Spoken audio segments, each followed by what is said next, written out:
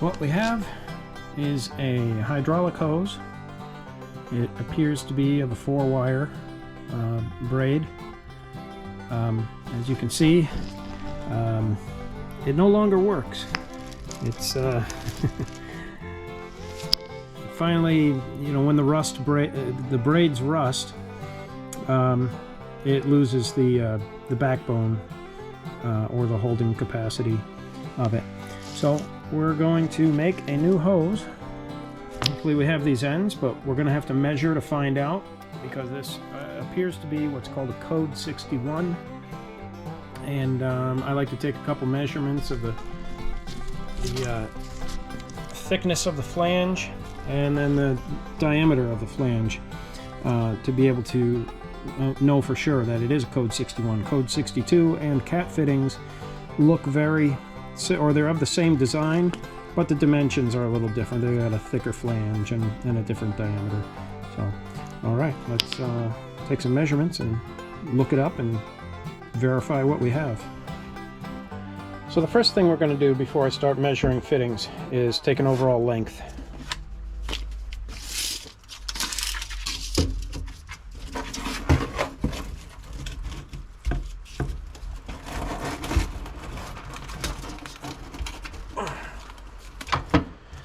And it measures 33.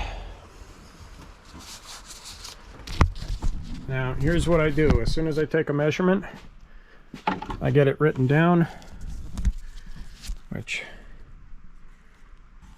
I'm not a lefty, but I think I can do a 3 with my left hand. So 33 is, whoops, dropped the pen. 33 is what we're going to make it.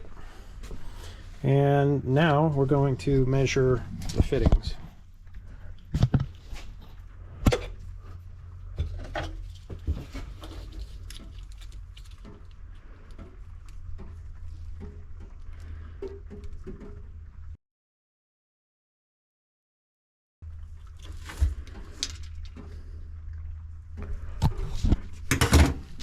So it's 1.5 inches in diameter.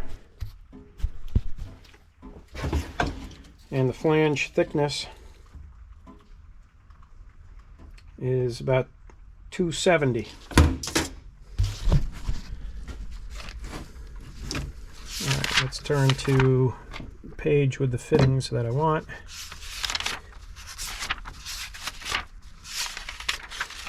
So there's code 62, and you can see how it's very similar, similar design. Code 61, and here we are, code 61. So let's look down.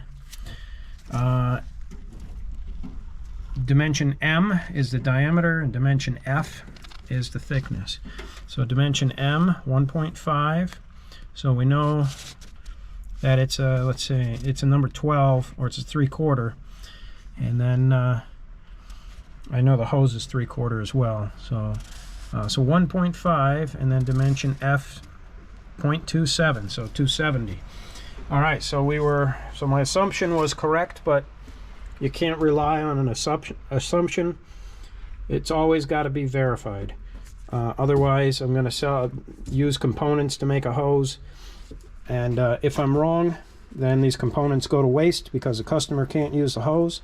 Then they get frustrated because they got to make 2 trips down here and lose confidence in my ability of getting them the correct hose on the first try. So, okay, let's go find a couple code 61 fittings. Having the prefix of the part number helps. G20995-0412 is what we're looking for. And when you don't have a big enough shop, there is always something in the way. All right, so let's find the G20 300s and 1212 right in front. So we got the 2 fittings.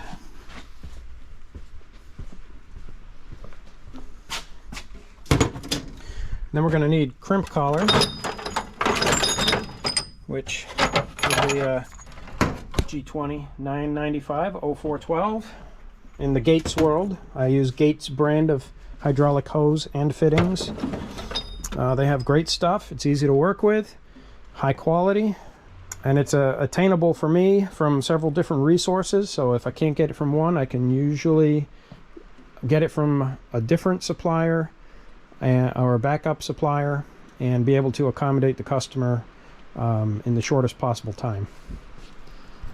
So let's go find the hose, which I'm pretty sure it's right up here, which this is what we want. Now I know these guys, I made other hose for them, and you know, with a 4-wire hose, one of the things I would question is the pressure capacity. Obviously that other hose is so old it doesn't have any writing on it, but I know it's a 4,000 psi machine that they're putting this on because I've made hoses for them in the past. Otherwise I would find out make and model of the machine and try to look up what the pressure relief is for the hydraulic system, you know, so this way we don't get a hose for them that's either overkill and it's more expensive, or it's not up to proper specification pressure wise, and then it might have a failure. So but I know their machine is 4,000 psi, and so that's the hose we're going to go with. So even though I know their machine is a 4,000 psi machine, one of the things I like to do if I don't know what the machine is just cut the old hose open and be able to count the braids. Let me show you here.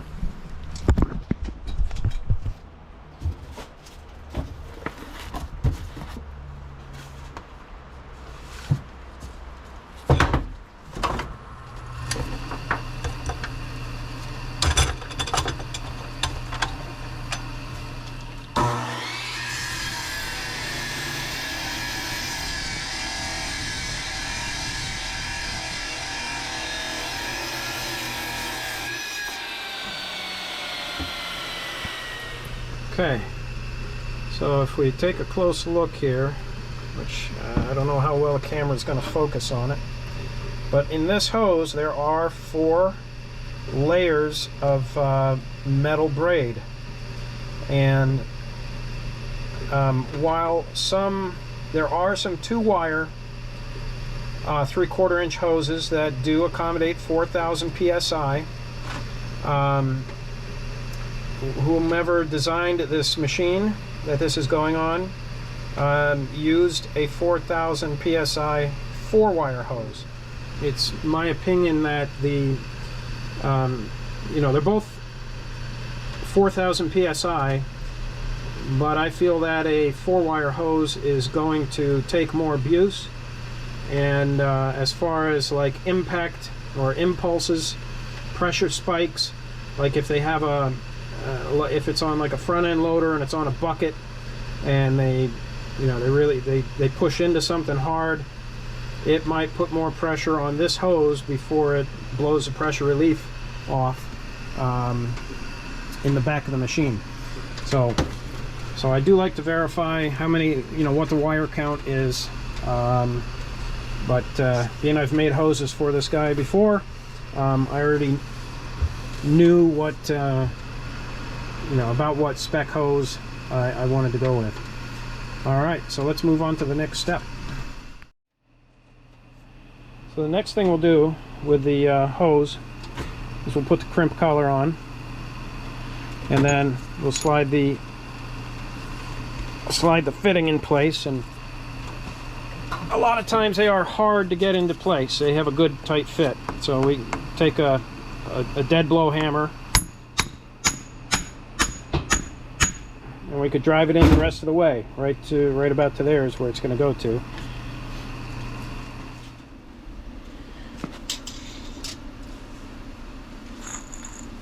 Next thing we'll do is we'll get an overall,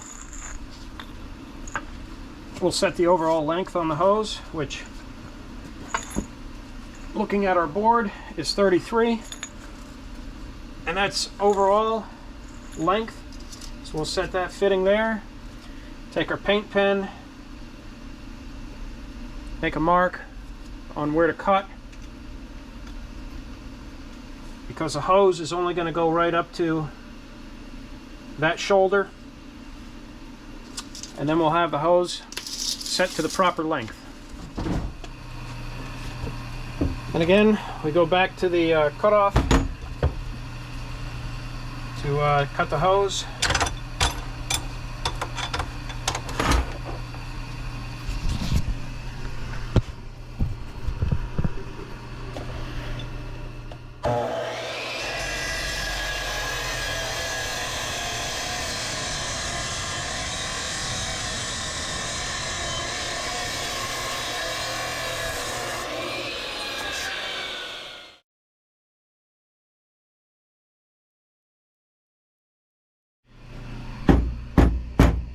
All that is not only rubber from the hose, but it's also the metal from the metallic braid, and that gets inside the hose. And you might even be able to see some in there. I don't yeah, so we can see that there is a coating of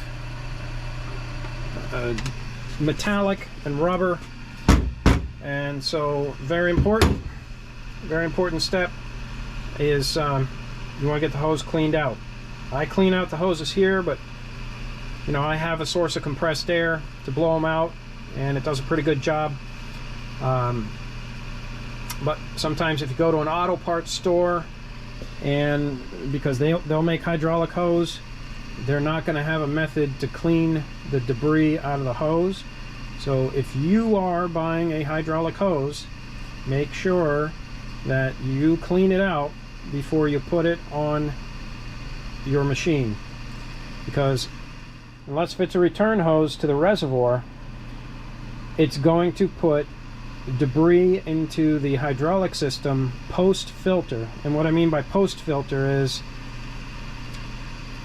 from the reservoir, the pump draws in the hydraulic fluid through a filter, and then of course steps up the pressure and distributes it out through the hydraulic system.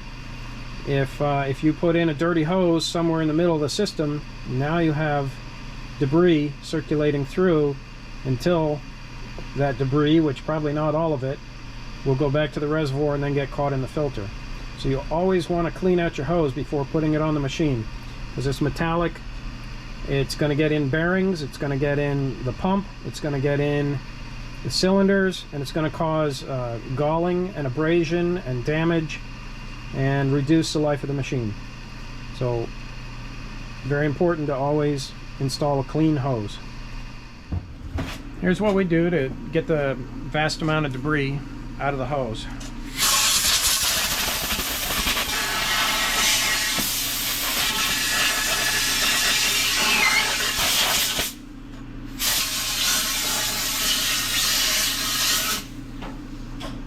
We'll hit it with compressed air from both sides, and that does a good job of getting the debris out of there. Yeah, I mean, that seems to be sufficient. I mean, to do a even more thorough job, you would flush some type of solvent through there, and maybe run a brush through it, but that might be getting to be overkill. But okay, let's move on with the rest. Again, so the other side, we'll put the collar on. We'll push this one in, and a lot of times after they've been cut and it's warmed up a little, I can put this in without having to use a hammer or the mallet to get it all the way in there. All right, now we'll set up to crimp the hose. So the hose crimper we're using is a Gates model 707. It's a very popular hose crimper for the Gates line, probably the most popular Gates crimper there is. I think that's what most people use. And we're going to need to change a die on it. So we'll set this aside, and here's the die. But what we'll do first, so we know what correct die to put in there, is we will look it up in the Crimp Data and Dies book. Open it up to the 707 section, and find the hose that we're using, which is 12 EFG 4K, which is right here, 12 EFG 4K. And as we go along, we want to use die number 735, and we want to set that to a dimension of 12 on our readout. So right here, so we have a hand wheel right here to be able to adjust that dimension, as you can see, and I'm going the wrong way with it. Now let's go the correct way and bring it up to 12, because that's where we need the setting to be. And let me show you what that dial is doing. If you look down here, this is like a limit switch, and once this part here comes down, because if I turn this on, you'll see how the RAM comes down and then this comes down to touch the limit switch like that. So this limit switch, what we're doing is as we turn that wheel, it's moving that limit, it's changing the position of that limit switch. So we'll bring it up to 12, and we're right about there. This display bounces around a little bit, but it's around about 12. Okay, so the die that we have in the machine right now is a 732, which that is mostly for 3/8 hose, and what we need is a 735, which is back here. We'll take that out and put it there. Now, when I'm doing a 4-wire hose, it takes a higher pressure to crimp than like a 2-wire, and then the bigger diameter for the crimp collars means a bigger diameter in here, which means the thinner these die fingers are. And so once you get up to like the 1-inch hose or the 1.25-inch hose, there's a notation that says use a no-notch die cone, and this is the die cone here, and as you can see, it's got a notch in it. This way it can clear some of the 90-degree type of fittings that might stick up and over, where you need this notch to so a 90-degree fitting will actually drop into place and fit. So the die cone with the notch, when you start getting the bigger hoses that have thinner die fingers, what can happen is it can actually break this finger up here. It can break it off, break the top of it off, because it goes into that notch. So we use a no-notch die cone. They don't require it when crimping a 3/4, but I've broken a die once, not a 3/4 die, a bigger die, the one for 1 inch, the 737 die I broke in the cone with the notch. So, you know, being it's 4-wire, it takes more force to crimp it. I don't want to risk my 735 die, so I'm going to use the no-notch die cone for this application. All right, so let's go ahead and crimp this. So what we'll do is the hose goes up through here, and you'll see some people bring it up above the surface or above the tips or the top of the die fingers. That is not correct for this Gates hose. It might be correct for some other manufacturers, but Gates requires a full crimp across its fitting. So you bring this down just below the surface, and then the die cone goes on. We push it in.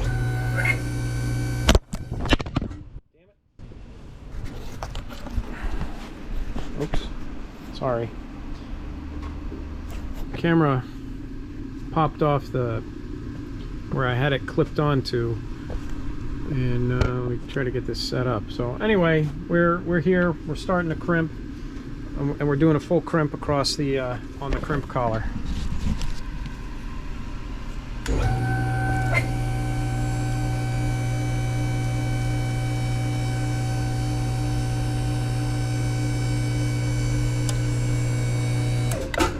All right, so it reaches a limit switch, and then it stops. And one of the things I like to do is, because as these die fingers come together, it'll leave some lines. Let's take a look.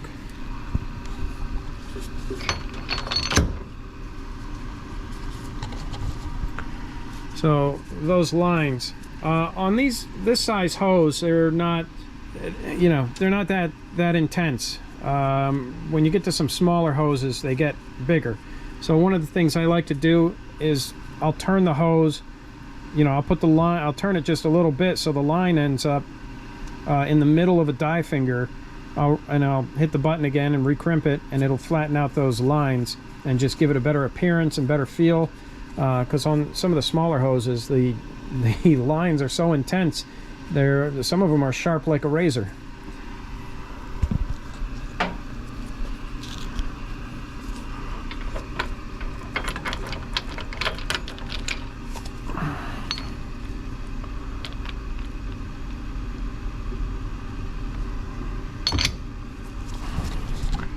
So as you can see, the line, I don't have my uniform on, so I don't have anything to point with, but the line, as you can see on this one right there, is now in the center of a die finger. Let's move it down.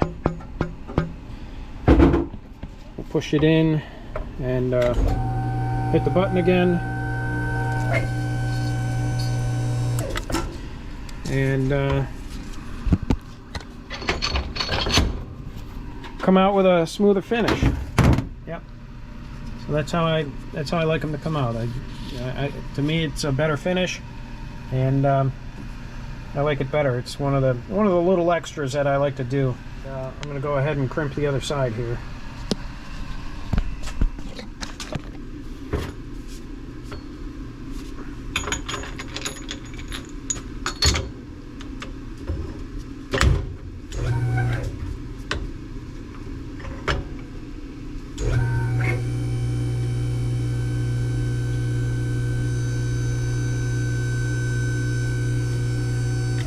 A lot of times I'll stop halfway through and turn it to flatten out those lines instead of going all the way and then turning it.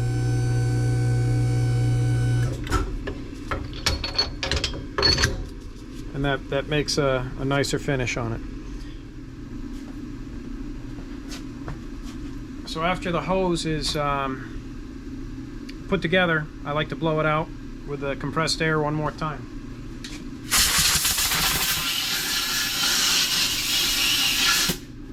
Go from both ends.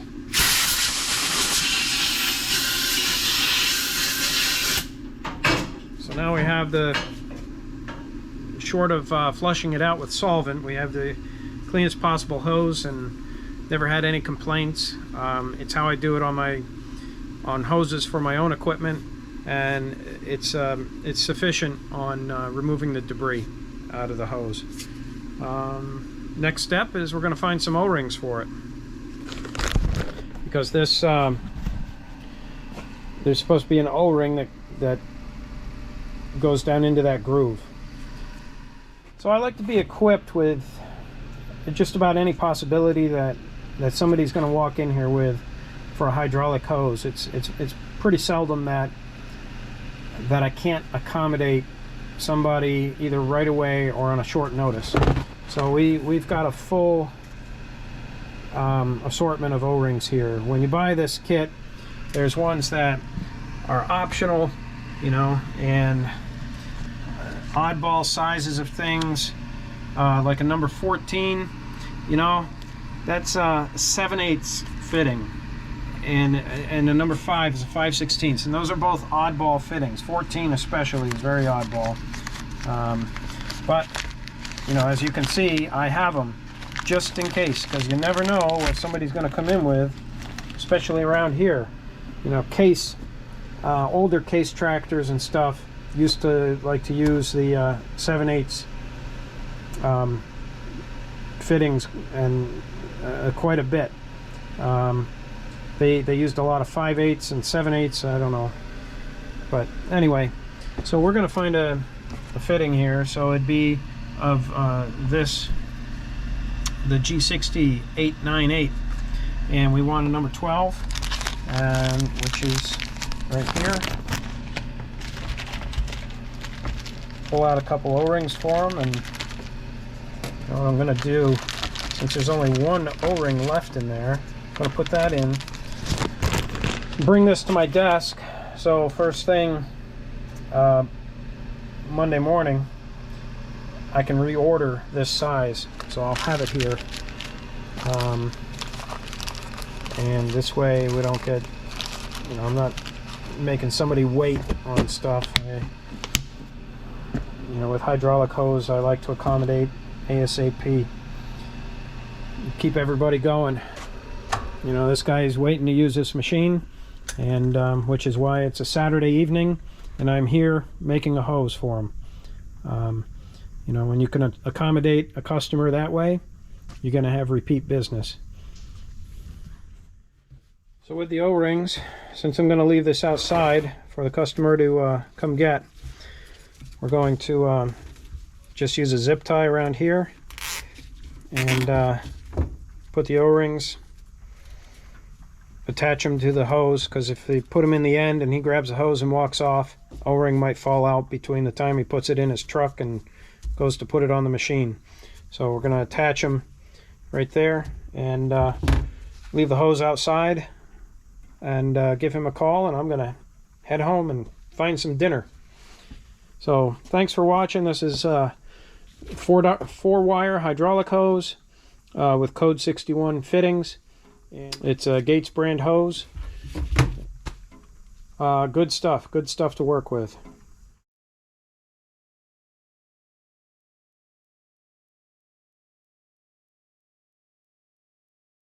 When hydraulic hose is not assembled properly, or the proper spec hose is used for the application, it can be dangerous. There's a lot of pressure going through there, and if something were to burst or come apart right next to where somebody's standing, they could be injured and possibly killed. Either that or property damage. No matter how you slice it, it's going to be expensive. So it's very important to pay attention when assembling hydraulic hose, and you want to definitely deal with somebody that's gonna follow all the steps and make sure that things are correct for the application that the hose is going into.